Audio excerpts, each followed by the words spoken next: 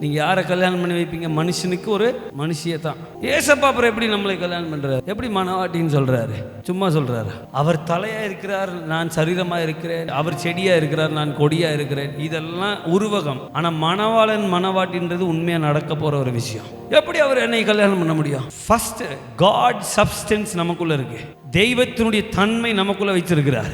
அவருடைய சுவாசத்தை நமக்குள்ளே ஆத்மாவாக வைத்திருக்கிறார். ஒன்று. இரண்டாவது, இந்த தேவன் வார்த்தையா இருந்தவர் அவர் மாம்சமாகி அவர் என்னை போல ஆகி அவர் என்னை அவரை போல் மாற்றும்படி பரிசுத்தாவின் அபிஷேகத்தை அவர் அனுப்பி இருக்கிறார். பரிசுத்தாவியானவர் இல்லாமல் ஒருத்தரும் மறுரூபமாக முடியாது. இந்த சரீரத்தை அடிச்சு உதைச்சு ஒரு கல்லறையில போட்டிருந்தாங்க. அங்க பிதாவின் மகிமை உள்ள போயிடுச்சு. அந்த சரீரம் மறுரூபமாச்சு. இவருக்கு உயிர்த்தெழுதலின் முதற் கனி என்று பெயர், மரித்தோரின் முதற் பலன் என்று பெயர்.